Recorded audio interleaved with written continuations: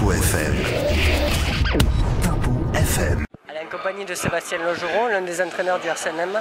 Sébastien, vous êtes passé près de l'exploit ce soir. Ouais, on n'est pas passé loin, 3 points c'est pas grand chose, surtout qu'on meurt à 5 cm de la ligne dans les 3 dernières minutes, donc forcément il y a des regrets ce soir. Après on a rencontré quand même une belle équipe d'Oyonnax qui mérite sa place de premier actuellement et qui va monter en top 14 l'année prochaine, donc on a su rivaliser, donc c'est un bon point. Après voilà, il nous manque la victoire ce soir pour être comblé.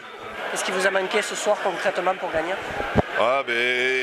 Peu de choses et beaucoup à la fois. Voilà, on est tombé contre la plus belle équipe du championnat qui est encore en lice pour battre le record du point du champion de Pro D2. Bon, mathématiquement ils ne sont pas encore champions, mais bon, c'est comme si c'était déjà fait, tellement ils ont écrasé le championnat cette année.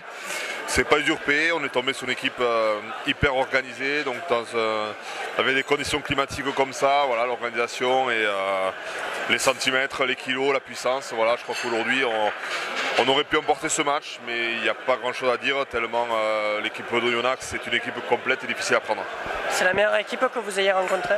Oui, largement. Déjà au match aller, on avait vu toute l'étendue de leur puissance. Voilà, on les prend 2 fois sur terrain mouillé, c'est peut-être pas une mauvaise chose, tellement derrière ils ont des gabarits impressionnants.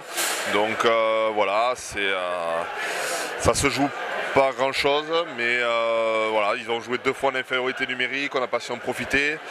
Ça se joue sur un coup du sort avec une pénalité face au poteau sur un passe à la vide malchanceux. Mais voilà, c'est vraiment une équipe quand même qui est très dure au contact, qui est difficile à contourner. Donc voilà, malheureusement sur la dernière action, on peut passer contre l'arbitre, mais sur l'ensemble du match, voilà, il n'y a pas grand chose à redire. Voilà, il n'y a pas grand chose à redire. Tu parlais des 3 dernières minutes, vous avez eu pas mal de pénalités. Pourquoi ne pas avoir tenté les 3 points et décrocher le match nul à ce moment-là? Oui, on l'a tenté 5 minutes avant avec Huxley qui tape la barre transversale. Voilà, on était proche de leur en but, on était sur un temps fort. On savait qu'en gagnant ce soir, on allait vraiment mettre en danger les équipes qui étaient au-dessus, donc mettre une pression supplémentaire.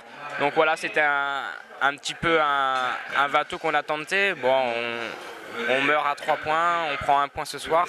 C'est vrai que si on avait pris 2 points, je ne sais pas si ça aurait été suffisant et si finalement ça aurait satisfait l'ensemble des joueurs. Voilà, je pense qu'on était dans une bonne dynamique ces derniers temps. Voilà, il fallait tenter la pénale touche et on savait qu'en marquant 4 points ce soir, on allait vraiment se rapprocher de cette 5e place. Est-ce que malgré cette défaite, vous rêvez toujours aux demi-finales? Tant que mathématiquement on n'est pas condamné, on va y croire, c'est sûr. Après c'est vrai qu'on s'en éloigne un petit peu, on n'est vraiment pas loin de cette fin de championnat, on sait qu'on ne maîtrise pas notre destin non plus. Donc voilà, on va essayer de se lancer l'objectif de gagner les 5 derniers matchs, ça va être un objectif pour le groupe. Après je ne sais pas si ça va être suffisant, je pense que ça sera compliqué quand même. À 33 ans, tu enchaînes les matchs avec le Racing cette saison. Est-ce que tu t'attendais à jouer autant?